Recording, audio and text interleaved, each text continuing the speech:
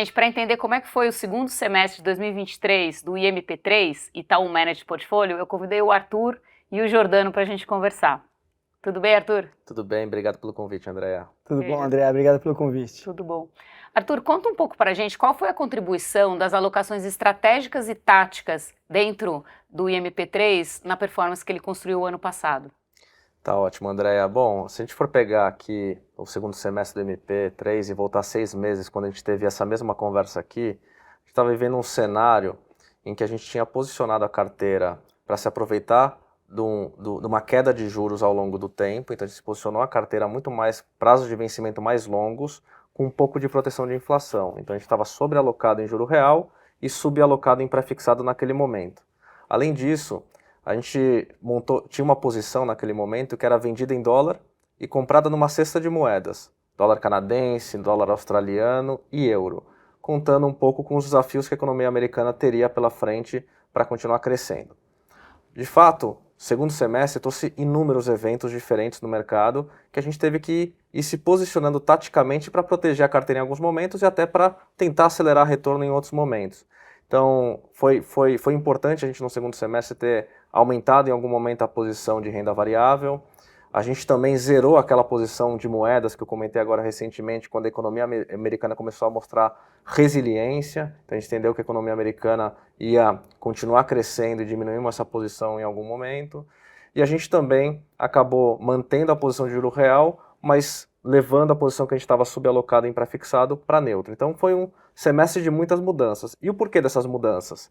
Eu acho que a dinâmica fiscal no Brasil ficou um pouco mais clara para todos os agentes de mercado, então isso ajudou e contribuiu para a gente tomar essa decisão. A gente teve também no segundo semestre uma questão geopolítica muito séria acontecendo e que em algum momento também fez com que a gente reduzisse um pouco o risco da carteira, e a gente terminou o ano com uma posição sobrealocada em juro real e todas as outras posições neutras no portfólio aqui do IMP. O mercado volátil como foi o segundo semestre do ano passado mostra assim, como é importante manter a disciplina de alocação, né? Porque você errar o momento de entrar e sair nessas posições é muito fácil isso acontecer. Conta um pouco, como é que vocês veem isso?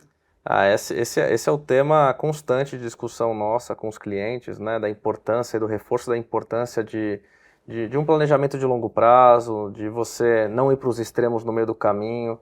E eu acho que o maior exemplo, né, que a gente pode dar para isso esse ano, inclusive com o MP, é que o MP, como um veículo e um fundo de alocação, ele rendeu no ano 16,30% nominal, contra um CDI de 13,05%. Só que a gente pode dividir esse resultado em dois momentos. 50% desse resultado do MP veio nos 10 primeiros meses do ano. A gente terminou outubro com o MP rodando a 7,90%. Né? Então tinha um espaço ainda para recuperar o CDI que estava por volta de 11%.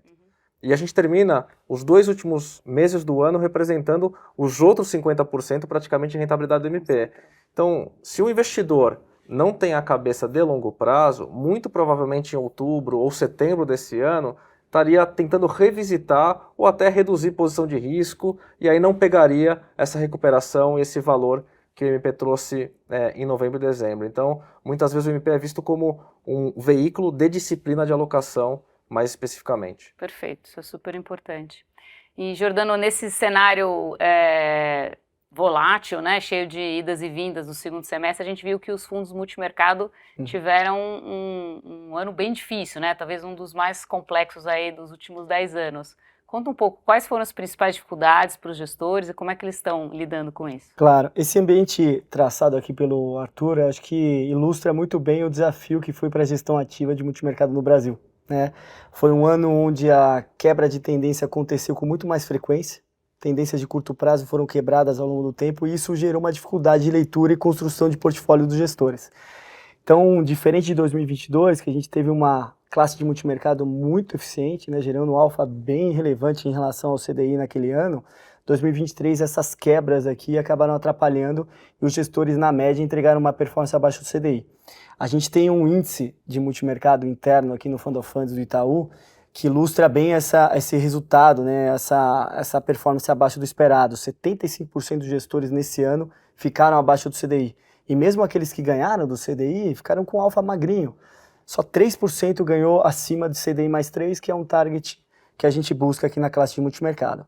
Agora é importante ressaltar, né, que a disciplina também mencionada aqui pelo Arthur é muito importante para a nossa alocação de multimercado também. A gente sabe que gestão ativa é difícil, vão ter anos bons e anos ruins. 2023 veio para o lado mais negativo, mas a gente sempre olha muito as variáveis qualitativas dos gestores e a evolução que os gestores no Brasil têm tido nos últimos anos, ela é muito legal. Realmente os gestores hoje estão muito mais capacitados, investiram muito em equipe, tem mais coberturas globais para capacidade de geração de alfa em outros lugares.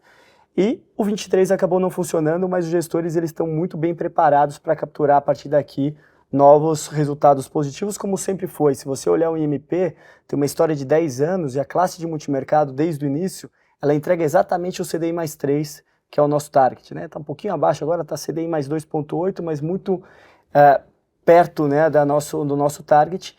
E nesse intervalo de 10 anos, eles perderam do CDI em apenas 2. Então, acho que faz parte do jogo, né? A gente não fica satisfeito com o resultado do MP na classe de multimercado foi 11% no ano passado, contra o 13% do CDI, mas acho que a gente está muito bem preparado para recuperar o bom desempenho para os próximos anos, principalmente vendo uma tendência um pouco mais clara a princípio para 2024, que é o que parece que vai acontecer. Legal. Te ouvindo falar, trazendo para o mundo da renda variável, é um pouco ao contrário do que a gente viu acontecer em 22, né? 22 foi um ano difícil para os gestores de renda variável e mais positivo para os gestores de multimercado, e 23 foi ótimo para a renda variável, né? Os gestores ativos entregaram uma performance muito boa. Conta um pouquinho sobre isso. Exato. O 21 e o 22, né, foram anos muito difíceis para a gestão ativa de bolsa no Brasil. Realmente houve muito desequilíbrio em algumas situações específicas e a performance ficou bem aquém do esperado nesse intervalo. Mas o 23 equilibrou um pouco mais, veio para um cenário mais de normalidade, que os fatores micro das empresas começaram a ter uma relevância um pouco maior e tinha um espaço grande para recuperação e os gestores conseguiram entregar um bom resultado. A gente conseguiu ficar acima do Ibovespa no ano passado, na classe de renda variável, para ajudar um pouco a recuperar o resultado de 21 e 22 que tinha ficado abaixo. E os gestores eles têm tido uma dificuldade, né, nos últimos anos por uma concentração específica em alguns setores do Ibovespa que tem dominado a performance, mas em 23, mesmo eles não tendo uma concentração no portfólio nesses setores, eles conseguiram em outras empresas, né, atribuir um valor positivo que foi capaz de gerar esse alfa positivo para o ano. Então, o 24 também deveria ser um ano, teoricamente, se nada sair do esperado, um ano positivo para a Bolsa como um todo, né, com um cenário, um ambiente global de queda de juros, ajudando os ativos de risco, e a Bolsa tem uma recuperação talvez ainda para acontecer, e acho que os gestores estão muito bem posicionados para pegar esse cenário também. Tá? Perfeito. Acho que a mensagem final aqui que fica é que como é importante a disciplina de alocação e a visão de longo prazo, para poder estar posicionado nos momentos que o mercado melhora em cada uma das classes, e não, enfim, sair no momento errado, né? Pessoal, super obrigada, foi ótima conversa. Obrigado, Arthur. Obrigada, Jordano. Obrigado a você, André. Obrigado. Pessoal, não deixem de acessar os resultados completos do Itaú Managed Portfolio, acessando a lâmina com composição da carteira e detalhes de performance. Muito obrigada e até a próxima.